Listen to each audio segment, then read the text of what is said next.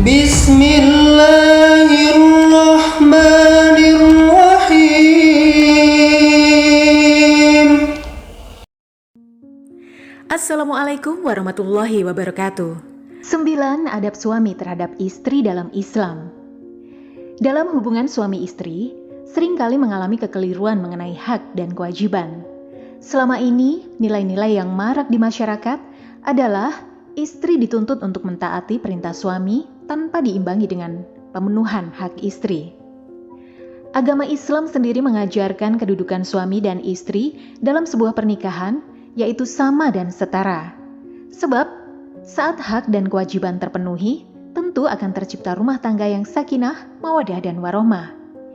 Imam Al-Ghazali dalam kitabnya berjudul Al-Adab Fid Din, dalam Majmu'ah Rasail Al-Imam Al-Ghazali menjelaskan mengenai apa saja adab seorang suami terhadap istrinya.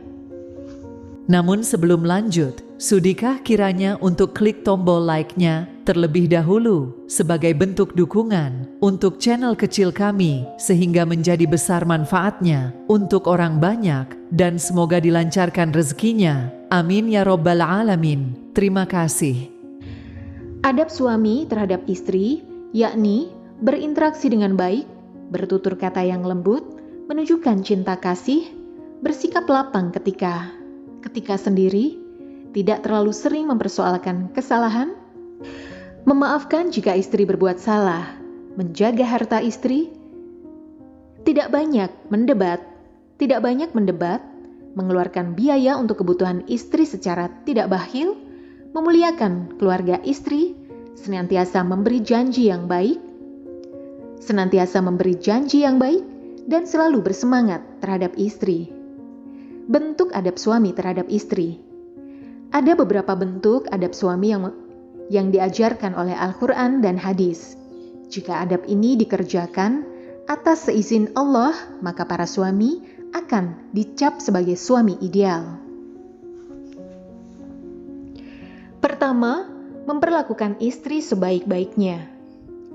Seorang suami haruslah mempunyai sifat serta perilaku yang baik kepada istrinya. Ditambah lagi, dengan ikatan suci pernikahan, maka ketika itu pula suami berjanji, tak hanya di hadapan keluarga, tapi juga di hadapan Allah Subhanahu wa Ta'ala, akan membahagiakan istrinya. Sebagaimana At-Tirmizi meriwayatkan dari Nabi SAW, ingatlah, berbuat baiklah kepada wanita, sebab mereka itu bagaikan tawanan di sisi kalian. Kalian tidak berkuasa terhadap mereka sedikit pun selain itu, kecuali bila mereka melakukan perbuatan nista. Jika mereka melakukannya, maka tinggalkanlah mereka di tempat tidur mereka dan pukullah mereka dengan pukulan yang tidak melukai. Jika ia mentaati kalian, maka janganlah berbuat aniaya terhadap mereka. Mereka pun tidak boleh memasukkan siapa yang tidak kalian sukai ke tempat tidur dan rumah kalian. Ketahuilah bahwa hak mereka atas kalian adalah kalian berbuat baik kepada mereka dengan mencukupi pakaian dan makanan mereka. Kedua, menjadi kepala rumah tangga yang bijak. Salah satu ciri pemimpin yang baik adalah selalu adanya musyawarah. Setiap keputusan yang menyangkut rumah tangga sebaiknya dimusyawarahkan dengan sang istri dan mendengarkan pendapatnya. Kemudian yang terpenting, seorang pemimpin harus menjaga keluarganya dari perbuatan-perbuatan yang dilarang Allah Subhanahu wa Ta'ala. Selalu ingatkan istri dan anak untuk melakukan ibadah dan mendekatkan diri kepada Allah Subhanahu wa Ta'ala. Allah berfirman dalam surat At-Tahrim ayat 6, yang artinya, wahai orang-orang yang beriman, peliharalah dirimu dan keluargamu dari api neraka yang bahan bakarnya adalah manusia dan batu. Penjaganya malaikat-malaikat yang kasar dan keras, yang tidak durhaka kepada Allah terhadap apa yang Dia perintahkan kepada mereka, dan selalu mengerjakan apa yang diperintahkan. 3. Memberi nafkah kepada keluarga. Pemberian nafkah adalah bentuk keseriusan dari seorang suami sebagai pemimpin rumah tangga. Suami harus benar-benar serius memperhatikan sandang, pangan dan papan bagi istri dan juga anaknya. Suami yang tulus dan ikhlas mencari rizki untuk keluarganya, entah itu banyak ataupun sedikit, sesuai kemampuan dan kesempatan yang ada, maka Allah menggantinya dengan balasan luar biasa di dunia dan juga di akhirat. Seperti perkataan beberapa hadis Nabi di bawah ini. Dari Abu Hurairah, Nabi SAW bersabda, 1 dinar yang engkau keluarkan di jalan Allah, lalu 1 dinar yang engkau keluarkan untuk memerdekakan seorang budak, lalu 1 dinar yang engkau keluarkan untuk 1 orang miskin, dibandingkan dengan 1 dinar yang engkau nafkahkan untuk keluargamu, maka pahalanya lebih besar dari amalan kebaikan yang disebutkan tadi. Hadis riwayat Muslim nomor 995. Sedangkan dalam hadis lain, Nabi SAW bersabda, sungguh tidaklah engkau menginfakkan nafkah atau harta dengan tujuan mengharapkan melihat wajah Allah pada hari kiamat nanti, kecuali kamu akan mendapatkan ganjaran pahala yang besar, sampai pun makanan yang kamu berikan kepada istrimu. Hadis riwayat Bukhari nomor 56. Keempat, membantu pekerjaan rumah. Ada persepsi umum yang mengatakan bahwa suami bekerja di luar rumah dan istri harus bekerja mengurus rumah. Jika hal itu terjadi, ada kesalahpahaman yang patut diluruskan. Suami istri adalah partner yang bersama-sama menjalankan sebuah rumah tangga. Keduanya dianjurkan untuk saling membantu pekerjaannya masing-masing jika memang harus dilakukan. Berkaca dari rumah tangga Rasulullah, di tengah kesibukannya berdakwah, beliau tidak lupa mengerjakan pekerjaan rumah, seperti menyiapkan makanan, menjahit sandal, dan lainnya, seperti hadis berikut. Urwah berkata kepada Aisyah, "Wahai Ummul Mukminin, apakah yang dikerjakan oleh Rasulullah SAW jika ia bersamamu di rumahmu?" Aisyah berkata, "Ia melakukan seperti apa yang dilakukan oleh salah seorang dari kalian jika sedang membantu istrinya. Ia memperbaiki sandalnya, menjahit bajunya, dan mengangkat air di ember." Hadis riwayat Ibnu Hibban. Kelima, memiliki etika yang baik. Etika yang baik di sini berkaitan dengan ucapan, tindakan, sikap, dan sifat. Salah satu bentuk etika yang baik adalah tidak melakukan kekerasan atau KDRT. Seperti Rasulullah yang tidak pernah memukul pembantunya, terlebih istrinya.